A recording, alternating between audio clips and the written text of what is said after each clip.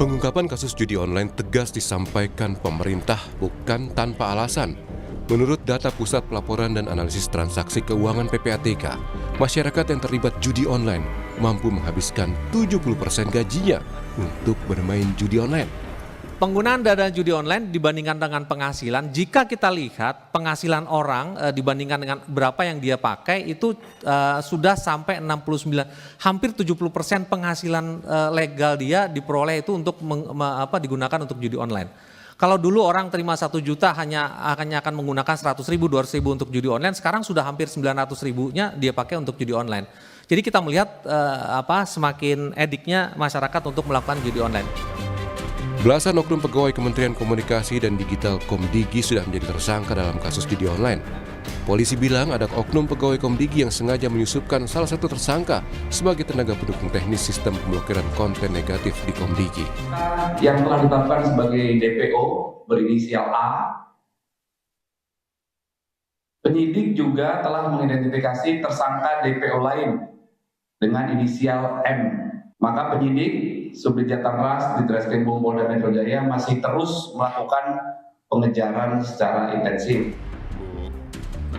Komisi 1 DPR sempat menggelar rapat dengan Kementerian Komdigi yang dulu bernama Kementerian Komunikasi dan Informatika. Anggota Komisi 1 DPR menyinggung adanya kesalahan di kementerian pada era menteri sebelumnya. Bukan memblokir situs judi online, tapi malah situs WordPress. Saya conference call dengan pegiat media sosial namanya Roy Sakti dan Mr. Bird. Mungkin teman-teman Kominfo sudah tahu siapa Mr. Bird. Kenapa saya bilang sudah tahu? Karena Mr. Bird dipanggil Kominfo tanggal 12 Agustus 2024. Mr. Bird di situ menyatakan bahwa situs yang diblokir oleh Kemenkominfo pada waktu itu bukan situs judi online, tapi situs WordPress. Dan dipanggil, disuruh membuktikan dan dibuktikan di Kominfo, bertemu dengan Pak Bima dan Pak Bintang. Sebelumnya, polisi kembali menetapkan 2 tersangka baru kasus judi online yang melibatkan pegawai Kementerian Komunikasi dan Digital. 2 tersangka masuk dalam daftar pencarian orang. Sudah ada belasan orang yang menjadi tersangka dalam kasus ini. Tim Liputan, Kompas TV.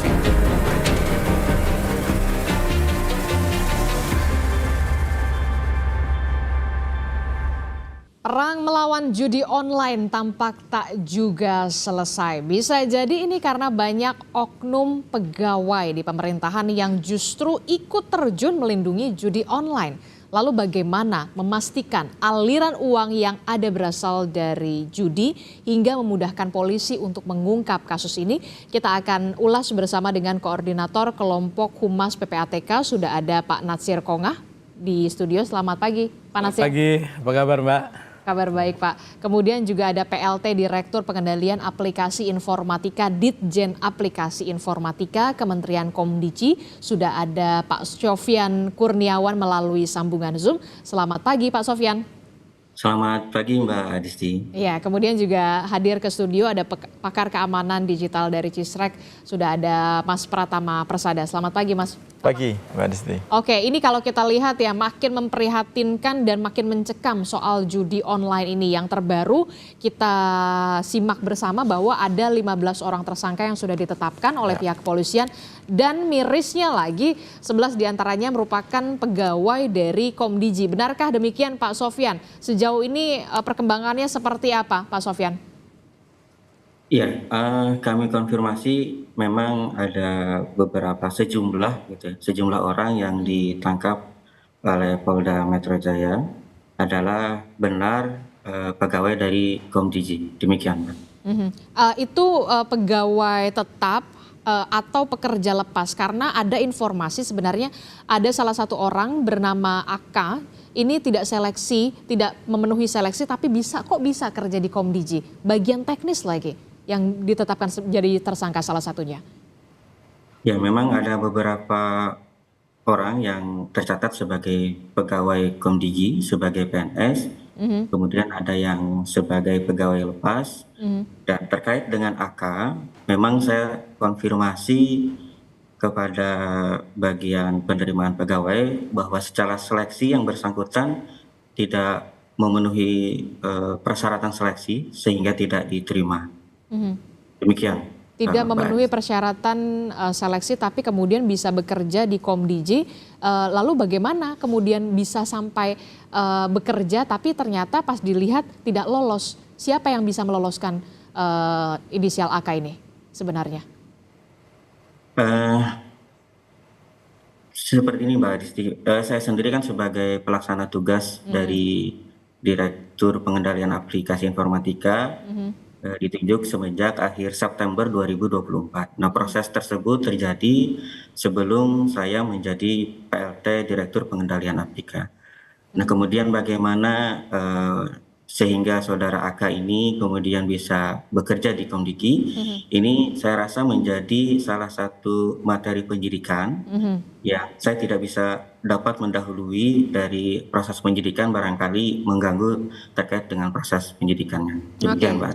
Oke, tentu saja kita harapkan ada investigasi secara mendalam mengapa kemudian bisa diloloskan kalau memang ternyata tidak memenuhi persyaratan seleksi atau tidak lolos seleksi, tapi kemudian kenapa bisa berada di sana begitu. Bahkan bagian teknis informasinya Pak Sofyan. Saya ke Pak Natsir. Pak Natsir, ini kalau kita lihat ya perputaran uang judi online di Indonesia ini angkanya nggak main-main. Nah, update terkininya seperti apa, Pak Natsir? Ya, sampai di semester pertama tahun 2024 itu udah lebih dari 100 triliun ya perputaran dari judi online yang ada. Dan ini sangat meresahkan karena 80% diantaranya itu adalah masyarakat kita yang berpenghasilan rendah yang ikut bermain.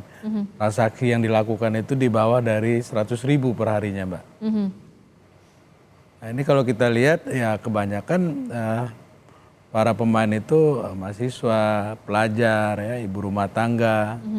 Jadi ini menyasar judi online ini masyarakat kelas bawah kita yang pendapatannya rendah. Kalau katakan saja ya penghasilan mereka itu 200.000 per hari, lalu kemudian 100.000 dipakai untuk judi online, itu kan sangat sedikit sekali untuk bisa dikonsumsi oleh keluarga itu kan. Dan ini akibatnya apa? Ya bisa jadi keluarga itu menjadi kurang gizi dan seterusnya, seperti itu Mbak. Itu kan yang kemudian mirisnya lagi adalah judi online ini justru menyasar orang-orang yang berpenghasilan rendah. Betul. Lalu bagaimana dengan orang-orang yang kita tahu ibaratnya bisa dikatakan pemain besar lah ya. Nah, sudah adakah terdeteksi ke mana aliran dananya dan seperti apa? Ya banyak ya, artinya kalau kita terakhir dana judi online itu bahkan sampai lari ke luar negeri itu triliunan nilainya. Katakan ya ke Singapura ya, ke Kamboja, Filipina, Thailand itu cukup besar uang yang lari ke luar negeri dan juga perputaran yang ada di dalam negeri seperti itu.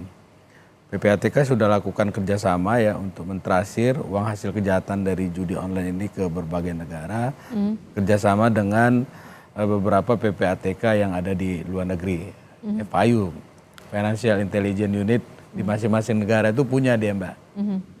Jadi kita sudah melakukan koordinasi dan hasil analisis, hasil pemeriksaan yang kita lakukan sudah disampaikan juga ke penyidik ya untuk ditindaklanjuti. Oke, ini cukup mencengangkan begitu ya. Tapi kemudian apa yang harus atau langkah bukan mitigasi lagi karena memang ini sudah terjadi begitu ya. Yang bisa PPATK lakukan soal judi online ini? Kami terus membantu ya proses dari penegakan hukum. Katakanlah misalnya penyidik menemukan nama-nama ya, nah, kita bantu untuk telusuri. Atau juga stimulasi yang kita lakukan. Itu dari pihak kepolisian dulu? Bisa dari kita, bisa juga permintaan informasi yang disampaikan oleh penyidik. Jadi kedua-duanya itu sangat membantu untuk di dalam mengungkap kasus yang ada seperti itu. Oke, Pak Mas Tama ini kan kalau kita lihat ya sebenarnya ini kan sudah lama seperti gunung es kalau bisa kita katakan ya. Gunung es yang sebenarnya terlihat di permukaan tapi ternyata di bawahnya luar biasa begitu. Nah, kenapa baru sekarang begitu loh, baru terlihat sekarang? Ataukah memang ada yang ditutup-tutupi atau memang betulkah ada backing-membackingi di sana? Kalau menurut saya nggak mungkin judi online itu bisa berjalan mulus ya, sampai ratusan triliun uang masyarakat kita yang diambil tanpa ada di belakangnya yang kalau Komdigi bilang membina gitu. Nggak mungkin nggak ada, udah pasti ada gitu. Karena apa? Karena sudah jelas-jelas ini menimbulkan masyarakat susah, membuat penyakit masyarakat, orang jadi yang baik jadi jahat, begitu kan.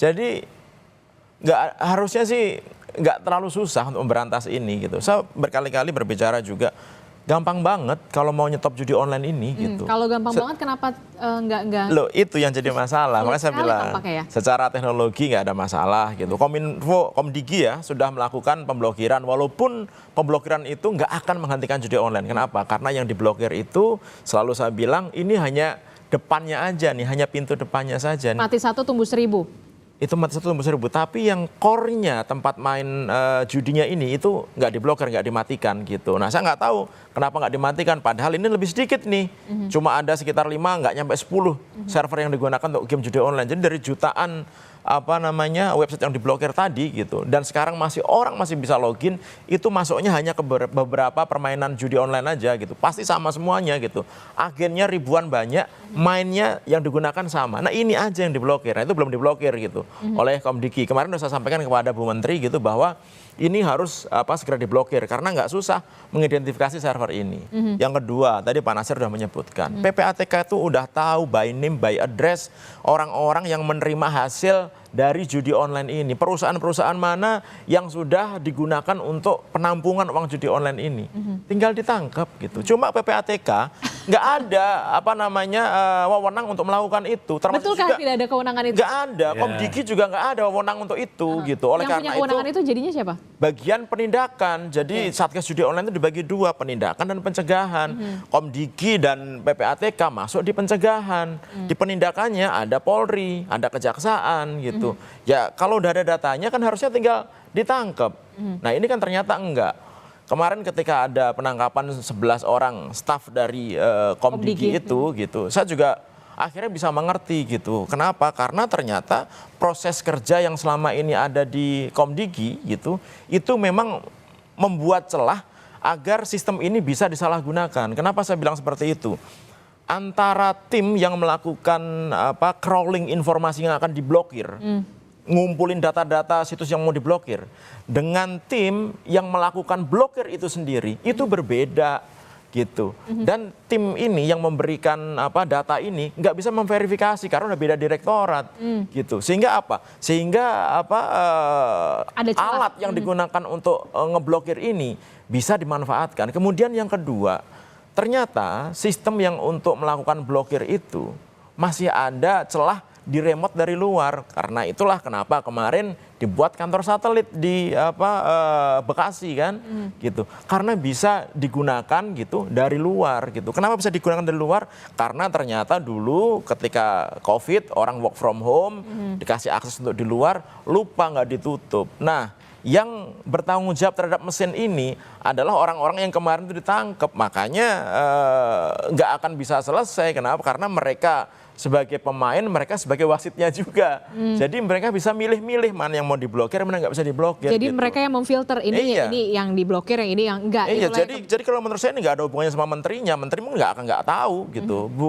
Bu Menteri Komdigi juga nggak akan tahu kalau ternyata seperti itu. Pasti gitu. dia kaget ketika melihat. Kaget lah gitu. Makanya kemarin instruksinya udah hajar habis aja ini gitu. Ya udah, kalau mau dihajar habis, ayo kita sekarang buka-bukaan. Makanya kemarin kita sarankan, ya sudah, kalau dari tim crawling yang menemukan data-data di mana website judi online, server judi online, publish aja ke masyarakat, biar masyarakat itu nanti akan memverifikasi.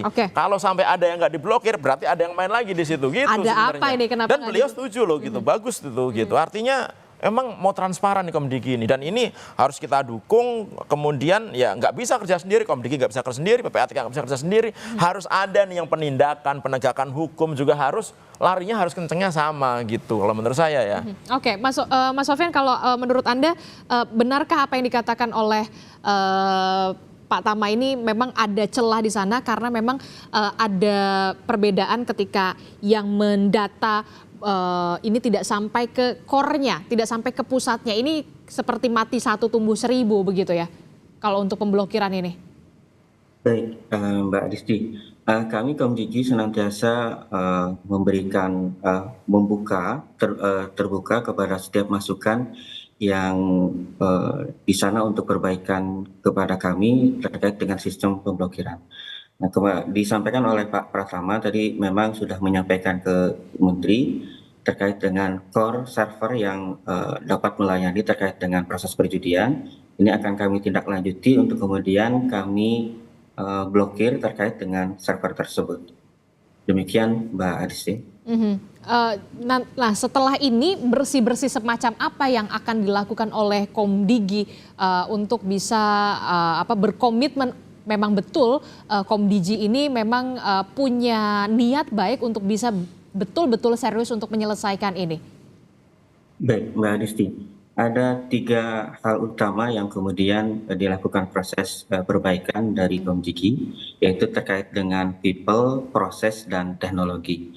Terkait dengan people, ini kami senantiasa melakukan cross-check terkait dengan integritas, meningkatkan integritas dari tim yang berkaitan erat dengan sistem pemblokiran konten internet ilegal. Kemudian terkait dengan prosedur, kita juga senantiasa mendapatkan panduan dari Inspektur 4 Komdigi untuk kemudian bagaimana memperbaiki prosedur pemblokiran supaya tidak ada celah terkait dengan proses pemblokiran. Kemudian yang ketiga terkait dengan teknologi, kita melakukan proses audit barangkali gitu ya, ada hal-hal yang kemudian bisa dimanfaatkan oleh pihak luar untuk melakukan proses remote terkait dengan sistem pemblokiran itu sendiri. Ini juga kami bekerja sama dengan tim audit IT internal Komdigi dari PDSI untuk kemudian bisa melakukan proses audit terkait dengan sistem yang kami miliki untuk proses pemblokiran. Oke, pada saat RDP kalau tidak salah bersama dengan Komisi 1 DPR, kemudian ada salah satu anggota Komisi 1 DPR yang mengatakan Kominfo di era Pak Budi Ari ini memblokir WordPress, bukan situs judi online. Jawaban Anda? Ya, kenapa kemudian kita memblokir WordPress? Karena memang yang dilakukan proses pemblokiran itu adalah terkait dengan domainnya secara keseluruhan. Sebenarnya yang ada terkait dengan konten perjudian itu adalah subdomainnya. Jadi misalkan seperti ini, ada platform, katakanlah kita mungkin menyebutnya konten Twitter gitu ya. Nah, di Twitter itu mungkin ada user yang dia menampilkan konten-konten terkait dengan perjudian. Yang seharusnya dilakukan proses pemblokiran adalah terkait dengan konten di dalam Twitter, Instagram itu sendiri. Tapi kemudian yang dilakukan proses pemblokiran terjadi kesalahan. Jadi yang dilakukan proses pemblokiran adalah Instagram atau Twitternya secara keseluruhan, bukan konten dari yang terkait dengan perjudian. Saya rasa itu. Ya, karena nggak bisa. Bagaimana? Jadi begini, bisa saya jelaskan, memang kalau kita berbicara masalah domain besar misalkan kompas.id gitu ya. Nah di belakangnya ternyata ada gacor nih, gacor.kompas.id, ada hacker yang membuat landing page-nya di kompas.id. Kominfo nggak bisa hanya blokir gacor.kompas.id-nya. Yang diblokir itu adalah domain utamanya kompas.id-nya gitu. Nah itu dia kenapa tidak dilakukan? Sehingga akhirnya semua layanan Kompas akan berhenti gitu. Nah itu yang terjadi memang gitu. Kenapa akhirnya bandar-bandar judi, agen-agen judi ini menyusupi situs pemerintah untuk naruh situs judi online di situ. Karena mereka tahu Komdigi itu nggak akan mungkin blokir. Misalkan nih kemendagri.go.id gitu ya. Di situ ada situs judi online-nya. Nggak mungkin Kominfo atau Komdigi memblokir Kemendagrinya gitu. Nah kemarin itu karena ada orang yang kan di WordPress itu semua orang boleh membuat website ya gitu. Nah ada yang membuat website itu isinya judi online gitu. Yang itu oleh teman-teman di Komdigi gitu mau diblok nggak bisa gitu, kemudian mungkin ada kesalahan sehingga yang keblokir itu adalah WordPress-nya semuanya, nggak bisa diakses gitu. Ya memang kayak gitu. Oleh karena itu kenapa selain melakukan pemblokiran kalau situs gampang untuk diblokir, tapi ketika platform Komdigi berkomunikasi bekerjasama dengan pemilik platform, dengan Meta, dengan X, kemudian dengan Google dan lain-lain begitu. Itu harus kerjasama dengan mereka gitu. Dan ketika kerjasama dengan mereka belum tentu juga mereka ngeblokirnya cepat gitu karena tergantung si platformnya ini gitu. Nah oleh karena itu memang kerjasama ini sangat penting sekali. Tapi bukan berarti bahwa Komdigi salah gitu. Yang diblokir ya kan nggak bodoh-bodoh amat ya orang apa namanya stafnya itu ya gitu. Ini nggak akan ngeblokir WordPress-nya sebenarnya, tapi ternyata ada salah satu subdomain yang isinya judi online gitu. Ternyata ketika diblokir, yang keblokir adalah WordPress-nya gitu. Jadi bukan yang diblokir tetap situs-situs landing page-nya judi online gitu. Yang jumlahnya sekarang udah berapa? Mau 3 juta lebih gitu ya. Itu nggak hanya WordPress saja gitu. Oke, tapi begini, saya ke PPATK. Pak Nasir, kalau misalkan tadi Anda, Mas Tama mengatakan sebenarnya PPATK punya kewenangannya ini loh, aliran dananya ke sini, tapi kemudian hanya sebatas itukah PPATK atau punya kewenangan lain untuk bisa melihat, menandakan begitu? Pendataan. Kalau untuk kewenangan penyidikan kita nggak punya, ya. Tapi memeriksa bisa. Artinya misalnya ketika pihak pelapor, katakanlah bank ya, tidak menyampaikan laporan sebagaimana mestinya, itu kita bisa lakukan periksa, lalu kemudian kita bisa juga memberikan reward gitu ya, seperti untuk merekomendasikan dicabut izin atau dan sebagainya. Jadi tapi sejauh ini pihak pelapor itu juga sangat bekerja sama ya.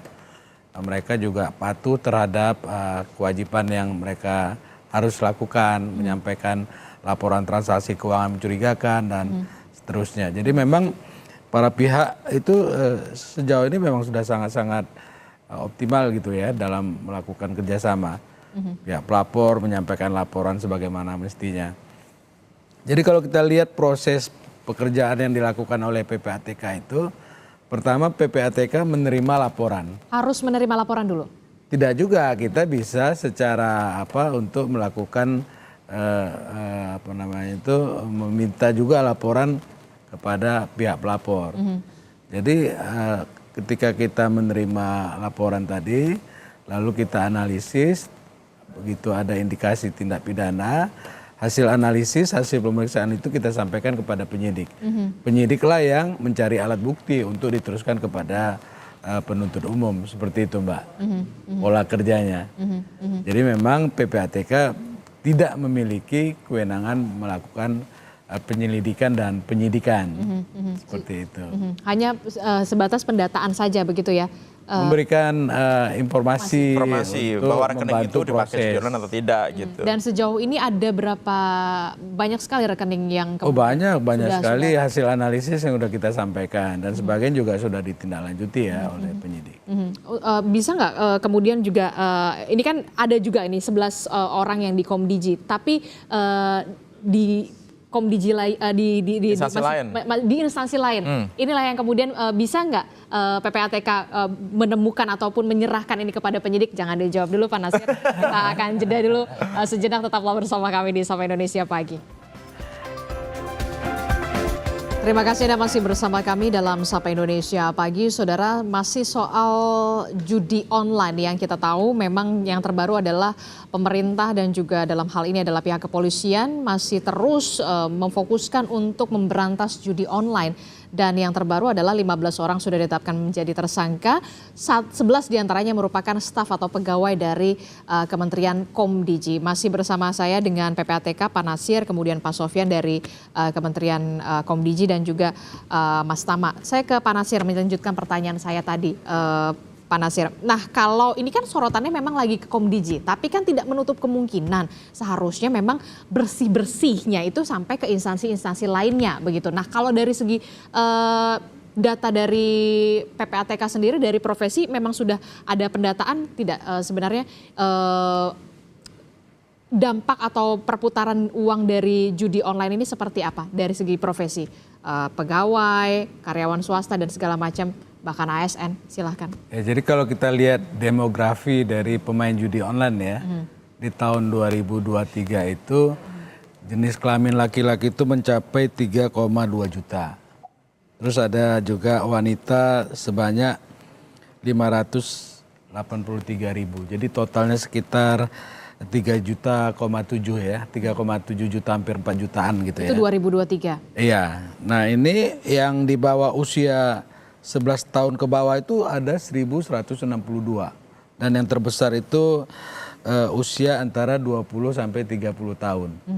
Dari sisi profesi Mbak, itu ada karyawan swasta ya, jumlahnya 1,9 juta. Karyawan swasta 1,9 juta. Ya, yang ikut bermain judi. Ikut bermain judi. Ya, lalu kemudian ada pengusaha 644 ribu ya, pedagang, ibu rumah tangga ini juga banyak nih, 102 ribu yang ikut bermain. Ada TNI Polri 97 ribu. TNI Polri 97 ribu. Iya. Itu ikut terlibat. Ikut bermain judi online. Dan itu data-datanya sudah diserahkan kepada TNI Polri? Ke beberapa instansi yang sudah kita kasih supaya itu bagian dari pencegahan ya, untuk bisa sama-sama mengingatkan begitu ya. Dan saya lihat sampai di koramil-koramil tuh banyak tuh itu pamflet-pamflet untuk sama-sama mencegah dan memberantas judi online yang ada. Jadi cukup kita kasih apresiasi itu ya di Polri maupun di TNI ya, semangat untuk memberantas judi online ini begitu kuat. Lalu profesi yang lain tuh ada buruh sebanyak 8.684. Ada juga akuntan, ini juga akuntan juga main dia. Nelayan ya. Petani itu ada 2.964. Lalu juga seniman juga nih. Jadi mungkin karena inspirasinya hilang gitu, diselingi dengan main judi online gitu ya. Ada juga pensiunan. Nah, pensiunan ini juga lebih 2.000 lebih gitu ya dari data yang ada. Ada dokter juga nih Mbak. Dokter juga ikut bermain ya, profesional lainnya dan pejabat negara ini ada 461. Pejabat negara 461 yang terlibat gitu ya. Ada juga wartawan 360. Waduh, jadi semua lini ya, semua lini. Dan semua profesi itu ikut terlibat dalam judi online. Inilah yang kemudian bahkan untuk TNI Polri dan juga pejabat negara, ASN dan segala macam sebenarnya sudah diserahkan ya kalau dari PPATK sendiri untuk bisa melakukan antisipasi ataupun pencegahan ya kalau dari PPATK sendiri. Kalau Mas Tama gimana? Ya, Mas Tama? jadi ini kan fenomenanya, ya betul tadi. Sudah merambahnya. Semua lini. Ya, ini kan yang kebetulan pakai rekening ketahuan, ya kan. Yang nggak pakai rekening kan ini bisa ketahuan yang dia pakai voucher, pulsa. Kemudian daftar yang pakai pulsa dan lain-lain itu masih belum ketahuan tuh. Jadi lebih banyak lagi sebenarnya pengguna judi online yang ada di Indonesia ini gitu. Tetapi dari data yang dimiliki oleh PPATK sebenarnya gitu itu saya yakin bukan hanya data pemainnya saja gitu, tapi PPATK juga pasti sudah melakukan analisis bahwa ada aliran loh ini loh, aliran dana gitu, yang dia ngalir sampai ke berapa tier ke atas gitu, yang sebenarnya itu juga terdeteksi. PPATK jago di sini gitu. Yang jadi masalah adalah PPATK nggak bisa memberikan informasi itu ke publik, bisanya memberikan informasi itu ke penegak hukum gitu, ya kan? Udah diberikan gitu, secara formal sudah diberikan begitu. Nah, kan butuh dilakukan penyidikan ya, butuh dilakukan pendalaman lebih lanjut gitu. Walaupun sudah jelas-jelas itu uang yang ada dalam rekening tersebut adalah uang dari judi online sebenarnya gitu. Jadi kalau mau gampang gitu nggak usah nyari-nyari siapa pelakunya. Udah kita udah tahu rekening yang dipakai agen dan bandar judi online itu rekening mana, itu udah tahu sebenarnya. Tapi kok ya blokir aja gitu, ya kan, ambil aja duitnya, taruh ke negara. Saya selalu bilang kayak gitu. Udah, kita sudah tahu, bank nggak mungkin nggak tahu bahwa uang dalam rekening tersebut digunakan untuk judi online. Udah nggak pasti tahu bank itu. Mereka punya sistem fraud detector yang bisa mendeteksi ini. PPATK juga udah pasti tahu, baik itu rekening perusahaan dalam negeri ataupun luar negeri. Jadi kalau mau berani nih gitu, ini kan udah ada satgas nih ya, kemarin dibuat des lagi di Menko Polkam. Udah yang ketahuan bahwa itu duit dipakai untuk judi, perputaran uang judi, ambil aja buat negara, simpen dalam kas negara, dipakai untuk bantu makan siang bergizi itu. Yang nanti akan datang ngambil duitnya gitu. Nanti tinggal kita ambil aja, kenapa Anda punya rekening ini gitu. Ini duitnya buat judi online gitu. Jadi kita lebih enak, mereka datengin kita sendiri tuh. Mereka para pelaku atau yang terlibat pelaku itu. Jadi simpel sebenarnya. Simpel, tapi kemudian pengaplikasiannya, prakteknya itu yang kemudian jadi masalah. Ada beberapa regulasi yang nggak membolehkan itu. Oleh karena termasuk itu juga kenapa mungkin ada dugaan backing-membackingi. Nah itu juga gitu, apa namanya, karena uang yang beredar sangat banyak sekali gitu, pasti ada oknum, bukan instansi ya, ini ada oknum institusi begitu yang memang jagain agar ini tetap jalan, karena duit yang mengalir itu banyak gitu, dan duitnya ini sudah kemana-mana gitu. Sebenarnya PPATK juga tahu ini duitnya kemana-mana, sebenarnya juga tahu gitu, cuma nggak mau ngomong aja gitu, tapi ini duit udah mengalir kemana-mana. Oleh karena itu kenapa kok susah sekali memberantas judi online ini, jadi nggak bisa hanya Komdigi doang yang dibersih-bersihkan, semua instansi yang terlibat harus dibersih-bersihkan kalau mau niat ya gitu. Nah yang jadi masalah ini niat apa enggak? Pak Presiden sudah perintah, Bu Menteri Komdigi sudah perintah, Pak Kapolri juga sudah perintah gitu. Nah saya nggak ngerti kendalanya sekarang ada di mana, ini stucknya nih di mana, ini bottlenecknya ada di mana. Nah itu yang harus dicari nih gitu, supaya apa? Supaya pemberantasan ini bisa cepat diselesaikan gitu. Oke. Pak Sofyan, kalau kita lihat ini kan memang sudah ada niat serius begitu dari Menteri Anda begitu ya, Menteri Komdigi Bu Mutia Hafid begitu ya, untuk bisa benar-benar membersihkan Komdigi ini jangan sampai ada membackingi. Nah kalau dari Komdigi sendiri investigasi internalnya sudah berjalan sejauh ini seperti apa? Baik, secara investigasi internal kita melakukan proses audit terhadap sistem. Di sistem itu memang ditelusuri apakah terdapat backdoor atau tidak. Ini masih dalam proses pencarian. Kemudian yang berikutnya terkait dengan investigasi internal, kita mencoba melakukan proses rolling. Jadi seseorang yang sebelumnya ada di posisi terkait dengan verifikasi dengan judi online, kita coba rolling terlebih dahulu, sehingga kalaupun memang masih terindikasi itu komunikasinya terputus gitu ya, karena dengan yang sebelumnya menjadi verifikator judi online, kita switch terlebih dahulu, tidak memegang hal tersebut. Demikian Mbak Adisti. Cukupkah menurut Anda Mas Tama? Ya kalau menurut saya perlu dikembangkan ya gitu, karena ini kan sudah lama sekali nih gitu, dan Kementerian Kominfo dulu, sekarang Komdigi gitu, sudah lama sekali mengelola ini, dan orang-orangnya kemarin sudah kita lihat tuh, nggak mungkin mereka kerja sendiri juga. Nggak gitu. mungkin. Saya pikir kalau ini dikembangkan gitu, ini kita bisa membuka agak lebar nih, ya kan? Kan nggak mungkin mereka terima duit dari hantu, ya kan? Yang tiba-tiba dia dapat duit gitu, pasti ada aliran uang itu ada gitu. PPATK bisa memiliki analis untuk follow the money gitu. Kalau itu dikembangkan benar ya, kerjasama benar gitu, masing-masing orang itu dicek duitnya siapa yang terima, pasti juga nggak akan pakai rekening mereka, karena mereka pasti tahu mereka akan ketahuan kalau pakai rekening mereka, pasti pakai rekening-rekening lain. Tapi bukan berarti nggak bisa dicek dari mana dia nerimanya, bagaimana sih komunikasinya mereka dengan para agen, para bandar itu gitu, bagaimana pengiriman uangnya, kapan mereka ngambilnya, bagaimana pembagiannya dan lain itu. Kalau misalkan benar-benar niat ya mau telusuri, itu pasti akan ketahuan. Naik-naiknya itu pasti akan ketahuan, sampai ujungnya ke pejabat mana nih yang terima sebenarnya, pasti ketahuan gitu. Walaupun kemarin si penanggung jawab itu bilang itu hasil saya sendiri gitu. Nggak mungkin dia hasil kerja sendiri kalau menurut saya gitu, nggak ada backingan juga dari tempat lain gitu ya kan, minimal dia ada backingan dari luar gitu, institusi luar atau orang kuat di luar gitu, yang mungkin bisa menjamin tenang aja nanti kamu akan kita amankan kalau terjadi apa-apa, mungkin kayak gitu. Jadi ini harus diikuti, nggak cukup hanya 11 staf Komdigi aja gitu, tapi ini harus dikembangkan sehingga kita bisa tahu dengan jelas gitu, ternyata bahwa ini loh orang-orang yang ternyata jagain agar judi online tetap ada di Indonesia gitu, dan kita mau itu semua dihabisin. Gitu. Jangan berhenti sampai di 11 orang ini saja atau 15 orang ini saja begitu. Pemerintah harus benar-benar bisa mencari sendiri ibaratnya ya, walaupun memang seperti bisa dikatakan seperti mencari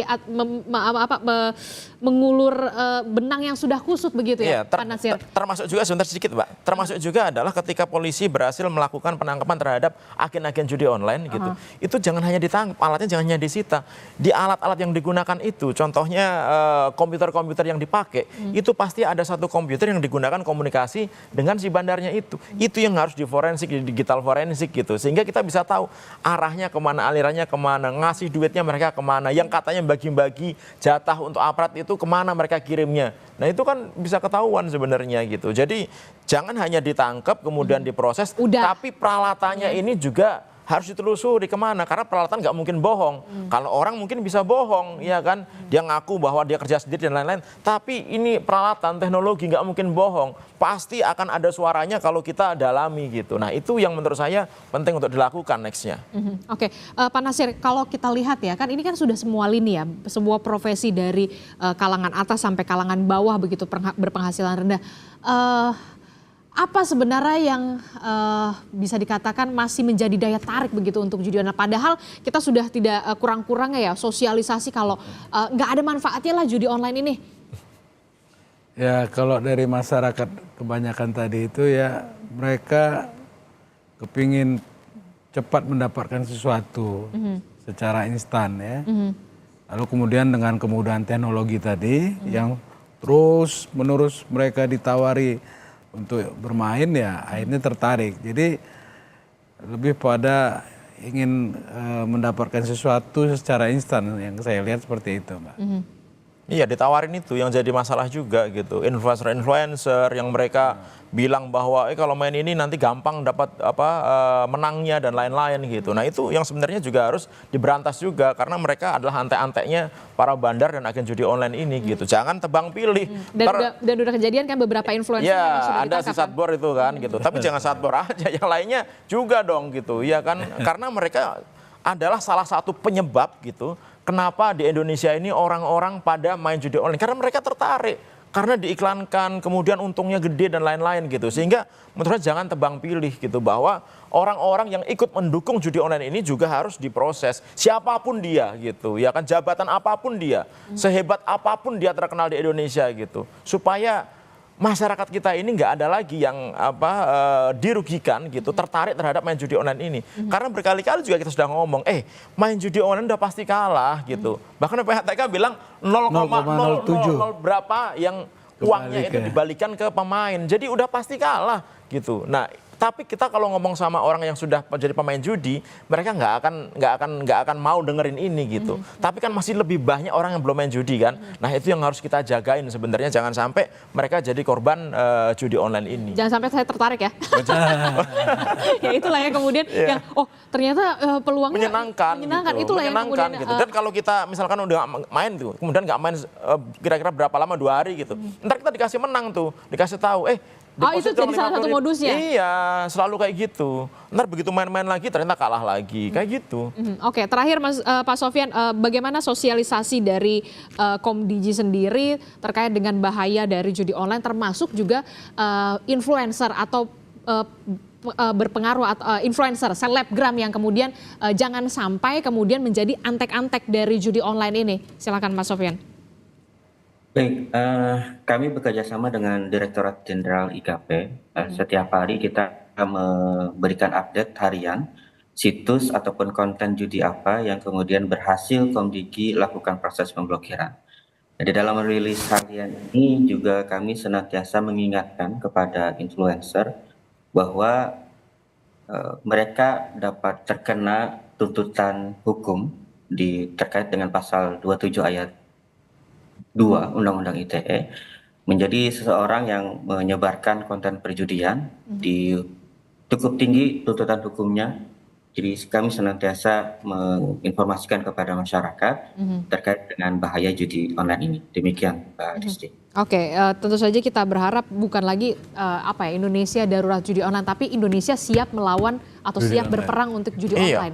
Itu yang kemudian harus benar-benar dirubah mindsetnya, begitu. Termasuk juga niat serius untuk bisa benar-benar sampai penelusuran ke akarnya. Betul. Jangan hanya di 15 orang tersangka ini. Caranya udah ada dan gampang gitu. Tinggal niatnya mau apa enggak gitu aja. Oke, baik. Terima kasih Pak Tama telah bergabung bersama kami. Terima kasih. Pak Sofyan telah bergabung bersama kami. Terima kasih Bapak-bapak. Selamat pagi, Assalamualaikum. Kita akan jumpa lagi nanti di dialog selanjutnya yang lebih menarik. Terima kasih.